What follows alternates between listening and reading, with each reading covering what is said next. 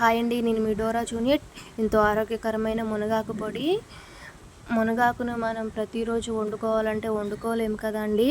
అందుకని మనం మునగాకును పొడి చేసుకొని పెట్టుకుంటే టిఫిన్లోకి కానీ లేదా అన్నంలోకి కానీ ఎప్పుడంటే అప్పుడు వేసుకొని తినొచ్చు. ఎంతో ఆరోగ్యం కూడా. మునగాకును తీసుకొని ఒక బకెట్లో వేసుకొని 2-3 సార్లు శుభ్రంగా కడుక్కోవాలండి. శుభ్రంగా కడుక్కున్న తర్వాత ఒక గిన్నెలోకి తీసుకొని ఆరబెట్టుకోవాలి. మునగాకు అనేది చక్కగా ఆరిపోవాలి. తడి అనేది మొత్తం ఆరిపోవాలండి.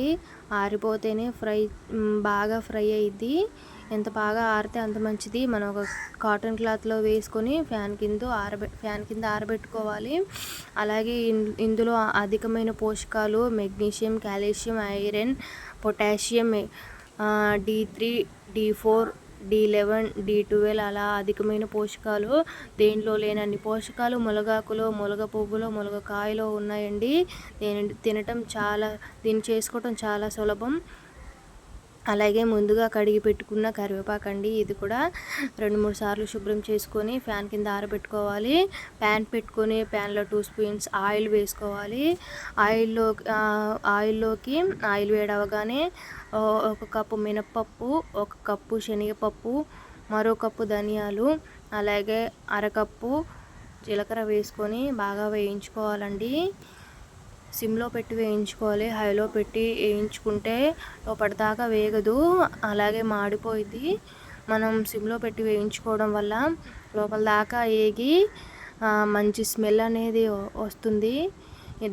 ఇవి పప్పులన్నీ వేగిన తర్వాత ప్యాన్లో నుండి పక్కకు తీసుకొని అదే ప్యాన్లో 1 కప్పు ఎండుమిర్చి వేసుకోవాలి. గింజతో పాటు వేసుకోవాలి. గింజ కూడా ఆ ప్యాన్లో వేగాలి.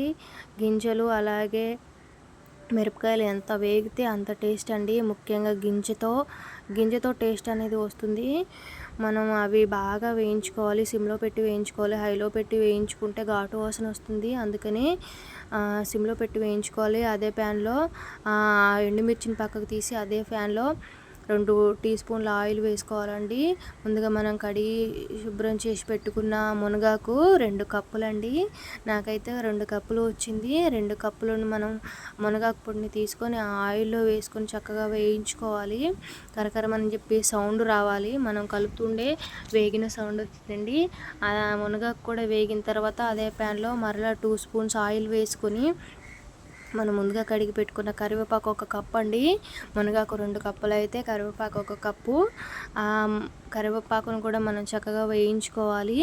అది కూడా మనం చక్కగా వేగాలండి. ఎంత వేగితే అంత బాగుంటుంది.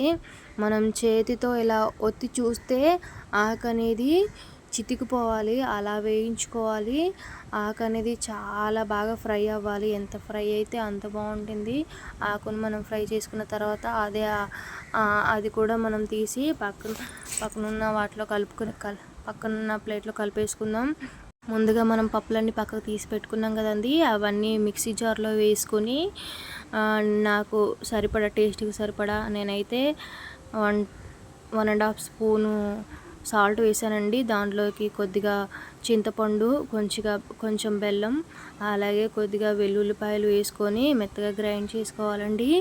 ఎంత మెత్తగా గ్రైండ్ చేసుకుంటే అంత బాగుంటుంది. దాంట్లోకి మనం ముందుగా ఫ్రై చేసి పెట్టుకున్న కరివేపాకు అలాగే మునగాకును కూడా వేసి 2-3 సార్లు పలసిచ్చుకోవాలండి. అంతే, మునగాకు పొడి రెడీ. దీన్ని మనం వేడి అన్నంలోకి కానీ టిఫిన్లోకి కానీ తింటే చాలా మంచిది. మునగాకు పొడి అనేది చాలా ఆరోగ్యానికి చాలా మంచిదండి. మనం మునగాకు పొడి అనేది చేసుకొని పెట్టుకుంటే పెద్దవాళ్ళు కానీ చిన్నపిల్లలు కానీ ఎంతో ఆరోగ్యకరంగా